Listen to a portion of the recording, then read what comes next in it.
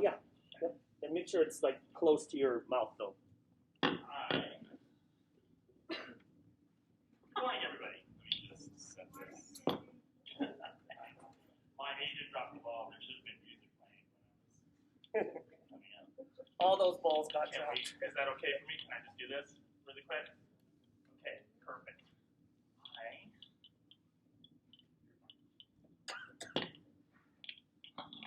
No, Brenna, come on down. Brenna stole the chair, so she volunteered herself suddenly. I'm going to do a quick protocol. It's not quick. You can go as long as you want it to. I've done it in a shorter block. I've done it in certainly a long one. Sometimes it's just one prompt, but essentially it's what we call a philosophical chair. We talked about, or just heard, doctors, is she a doctor? Staples? Tracy?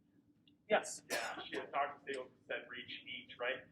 So this is one of those that I will consistently use throughout with several different groups, 9th, 10th, all the way to 12th, with my AP Lit kids. I've done it with creative writing classes. I've done it with certainly journalism or media literacy classes. And so this essentially what a philosophical chair is a horseshoe. If I have a class of 25, I have 25 chairs set up in a horseshoe. It's why my room is designed the way it is. Right, there's several different types of rooms. That traditional room, there's a room of comfortable seating, and then there's a room with flexible seating. My room is where I can break that down, so I can do a lot of visual activity or a lot of seminar activity or some sort of protocol or collaborative or communicative activity. So this is what we call a philosophical chair.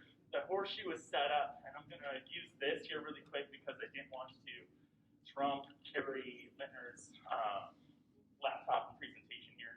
And I know you're not going to be able to see it, but it's really for these kids, my learners here, that are really, really going to need to see it.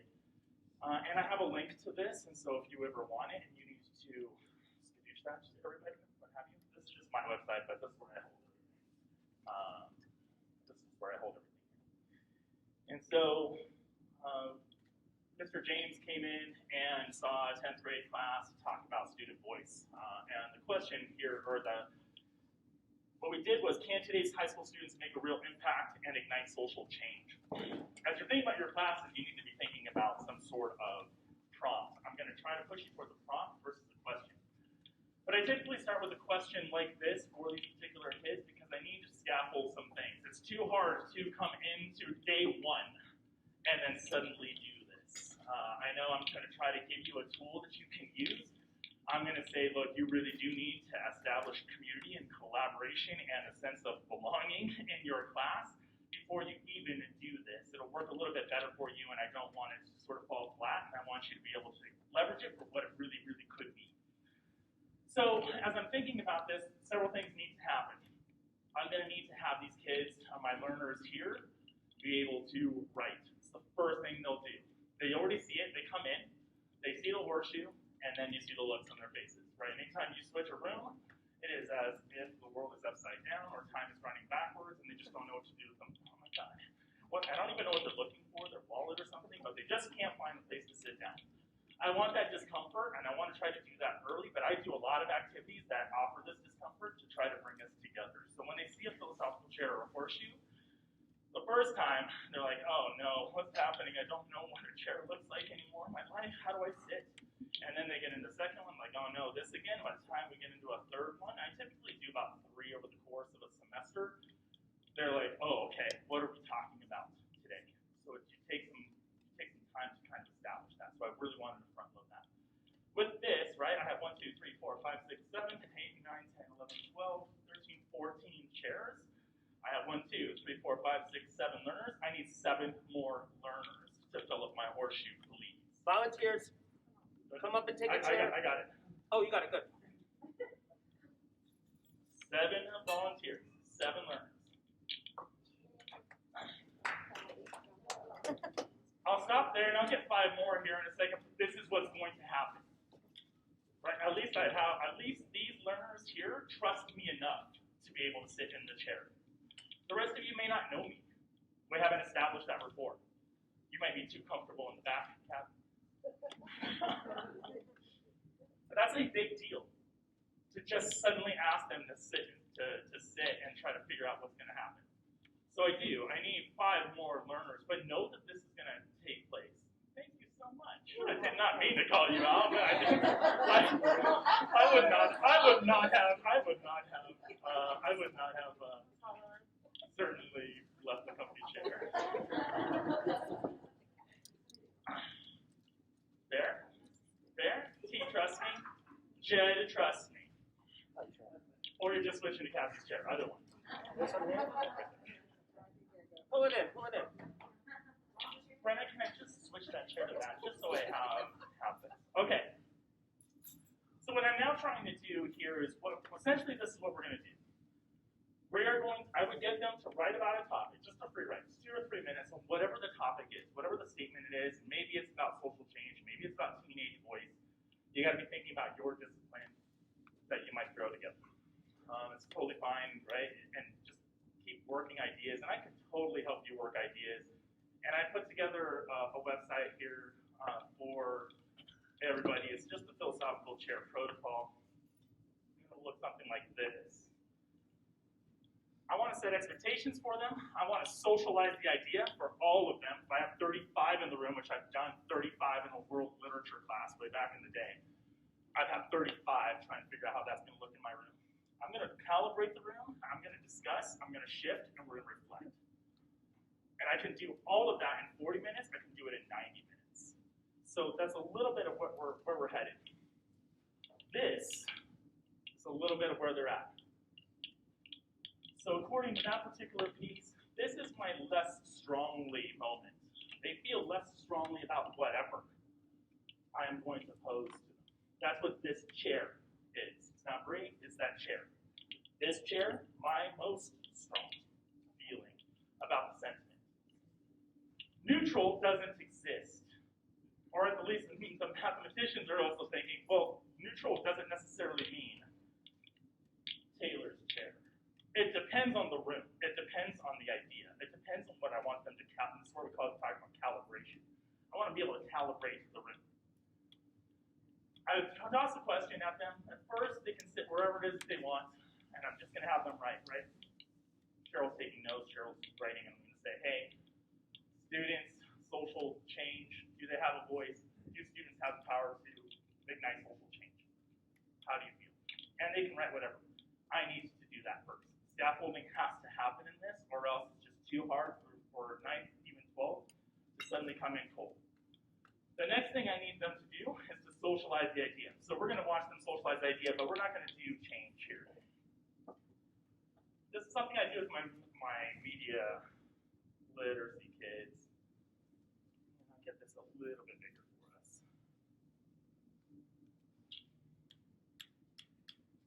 So I'll typically do 4. So for those of you who can't see it, media has more influence on society than it should. Much of society is blind to the power of media.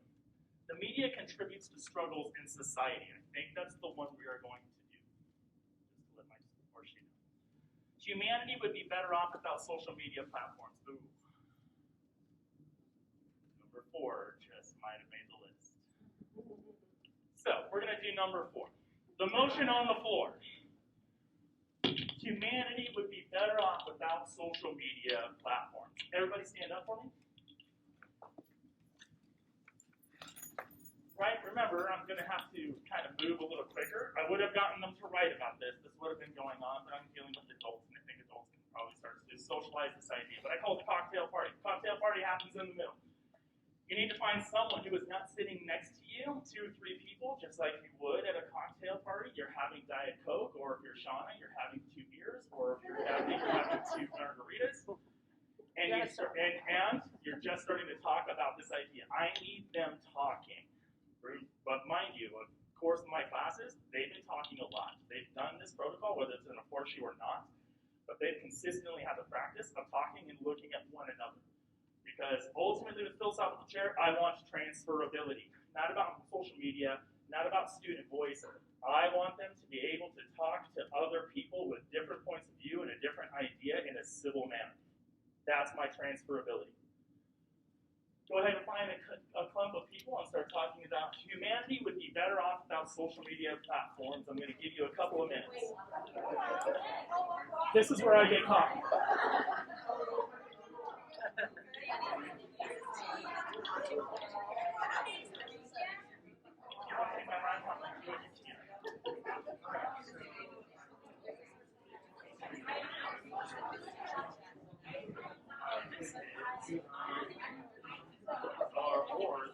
this one is a website.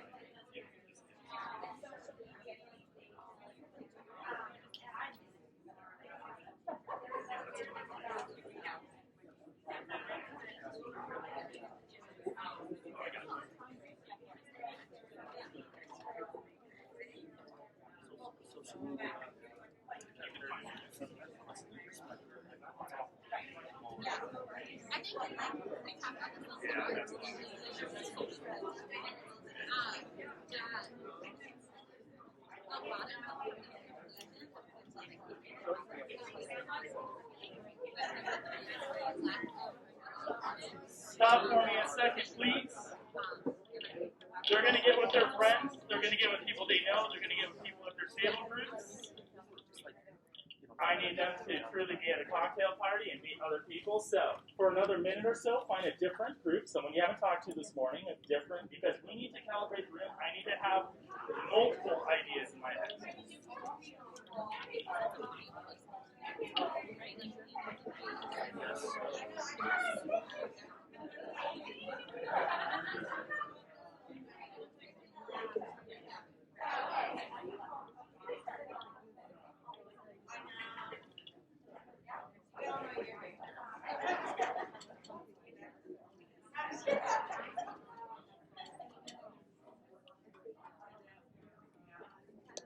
I'm going to stop us there just for time. Now comes the moment when I need to calibrate the room.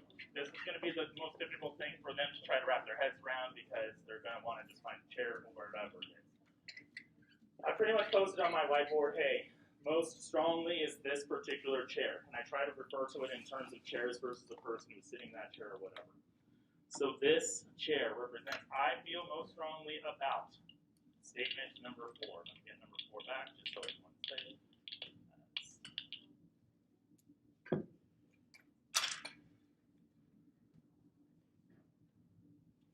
Humanity would be better off. I feel most strongly about this idea that humanity would be better off if we didn't have social media platforms. Maybe you're going to make an argument about we can have other things that bring us together, but social media as it exists in 2021 is an issue. This chair feels less strongly about it. Does not mean that they are polar opposites. It does not mean Christ, anti-Christ. This does not mean negative, positive, and polar opposites. It just means as far as my room, which will change the 2nd period, 4th period, 7th period, according to these kids, this chair will represent, I feel the most strongly about this idea. I'm not all gung-ho about it. It doesn't have to be I'm going to go to war with it. I feel less strongly about this idea. Maybe some are seeing both sides, which still isn't neutral. I can make the argument both sides, but that's still not neutral. So now we have another discussion protocol, because Tracy's already like, this is great. I reached each. Each one of them is up and moving. Now they've got to calibrate the room. You have to calibrate the room for me. You've talked to several people. You've gotten a sense of how you feel about that idea. If you're starting to lean strongly, you're on this side of the room, and I need you to find a chair. If you feel less strongly about it in the room, doesn't mean you're totally against it. I need you to have this chair. Go ahead and calibrate the room for me.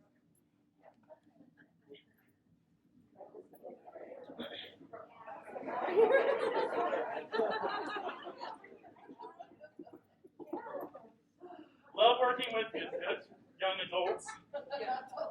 Love working with young adults because they calibrate the room way faster than the other sets of young adults, right? Because Courtney, gracious, is thinking, oh, I'll just take this chair. I can, I feel strongly about it. I feel strongly enough. But a lot of times, someone will be, and you have to move them. And I would have to go to Kelly and I'm like, okay, do you feel the most strongly about this? You need to push. I don't feel that strongly. In this room, you actually do feel the most strong about this idea. So you would push. So with Snake, you'll start to, I'm just trying to give you a sense, you'll start to see some groups here, and they're starting to figure out where they're at. And I'm like, I don't know, am I in between Brenna or, and you want them to have the conversation. The whole point is to have the conversation. I want them to be able to go, how do you feel about it? Or, oh, I think, okay, I'm not as strong. How do you feel about it? Oh, okay, I need you to switch so I can go here. That is what's supposed to happen. I need them to continuously socialize the idea. If it really, really works, I'll get people to change their minds. If it really, really works. But that comes after the discussion itself.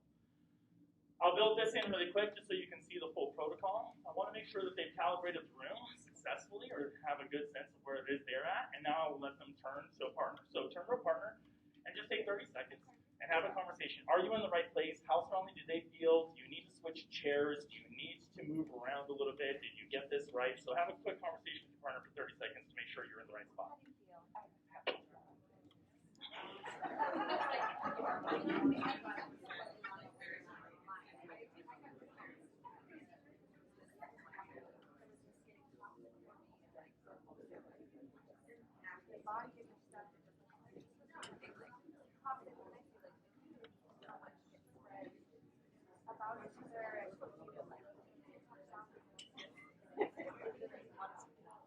Take 5 seconds to finish up your conversation for me, please.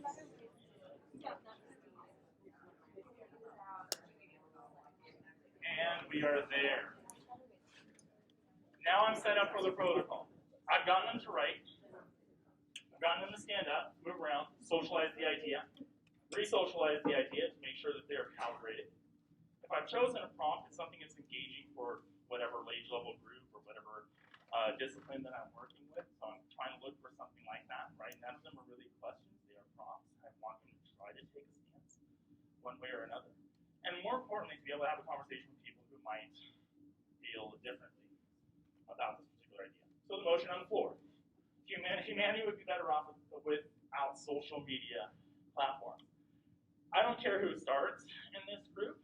All I'm going to ask you is to make sure Colleen goes, make sure the coach gets a chance to say what she needs to say, and then piggyback on that. You can agree with it, you can disagree with it, you can take us to a completely different place. It is your class, it is your classroom. I am merely here just walking around with coffee.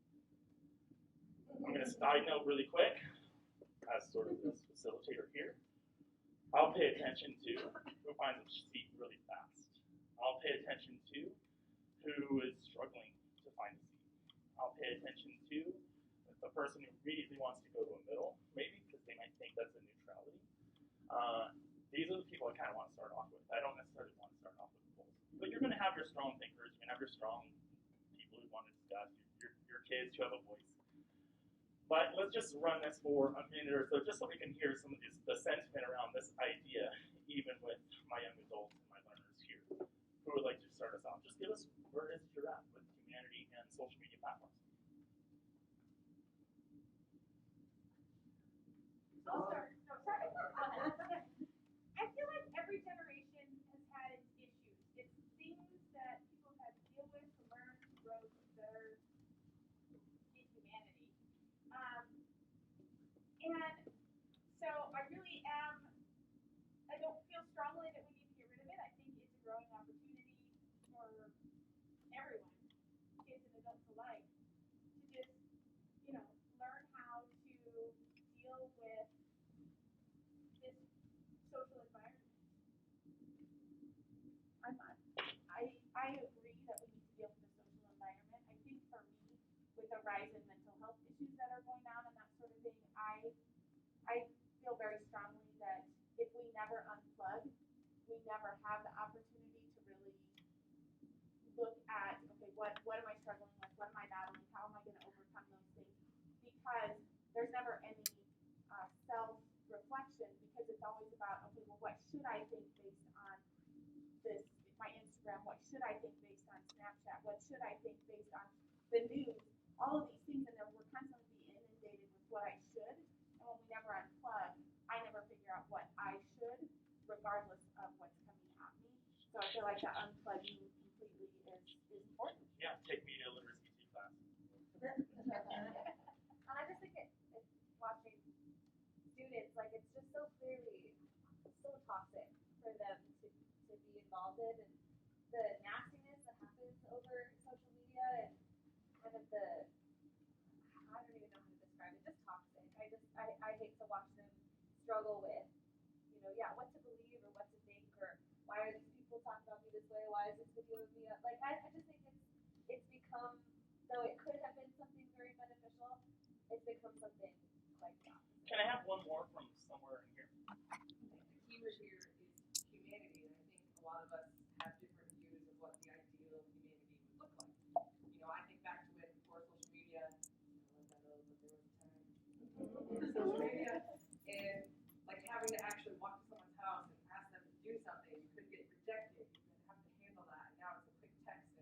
Oh, the answer is go, and like you said, we need to get them used to being this uncomfortable situation. So I'm going to pause here for a second. I would let this play out for however long it plays out. I would have definitely prompts in my toolbox. I have 4 just on media literacy alone. Sometimes I can only get through 1. Sometimes I'll toss a second. Sometimes we'll piggyback. I will say just a few things in terms of the protocol. It works in the moment. I would not stretch it out over a couple of days or a couple of periods or a couple of blocks. It's just going to lose steam. So that you would want to do that in the one moment. So be really mindful of when you choose to use a protocol like this. I'm not a fan of using it really, really early on in the semester. Like I said, you have to kind of build some things in as far as your community goes. I'm extremely fond of using this when I'm going to bridge the gap to bridge the gap with conversation. Before I'm going to do a summative assessment, whether that's an objective multiple choice test or an essay, or they're going to create a podcast, or they're going to create a video essay, or do some kind of commentary. I want them to have socialized these ideas already. And once that's in their head, you'll find the kids find an idea or find a position or be able to articulate themselves just a little bit better when they go into that summative. So I'm really a fan and fond of using this formative, I'm at scaffolding, bridge, and then a summative moment. And then I can use it in the unit that I've later on designed. Notice I've had coffee, I've wandered around, talked to us a little bit, and I look like the laziest teacher of all time. And that's what I want. I already have my degree. I'm done. I'm national board certified. I don't need to be talking about this stuff. I don't need to hold these kids' hands. I need them to do the learning, so I want my learners constantly buzzing. My class is chaos. My class is loud. They move a lot because I'm trying to consistently build a lot of this in. So when I think about the instructional goal here for them, right, and this is all on that, I'll send this link to Jeanette, who has it, right? Sophomore students be able to respectfully communicate with their peers in an academic setting, articulating the position or reasoning of the power of student voice and its ability to ignite social change, if I were doing the social change moment. But that's the transferability I want, their ability to communicate with their peers in a respectful manner. That's ultimately what I'm trying to build in. I do not care about Hamlet, although it's a good one with Hamlet. I do not really care about social media or Instagram or TikTok. I don't care, I'm trying to think of other things that I've done it with, about art and creativity. I really don't care about their things they carried in the war in Vietnam. I want the transferability of their ability to communicate. That's ultimately what I'm after. If I really play this out, I would ask the group, do we need to recalibrate the room? Is there anyone who's changed their mind? It's okay to move positions. Or like, you know what, I don't feel as strongly about this either way anymore. And I would keep pushing through it. It's a nice way to invite kids to, if you have any prompts, any ideas that you think would function well in your class. It's your classroom, it's your education. I want to take you where you want to go. I would totally take suggestions from them as well. With that, my learners, thank you so much for sitting in the horseshoe. Round of applause for the Round of applause for Danny. There's 6 of you in here.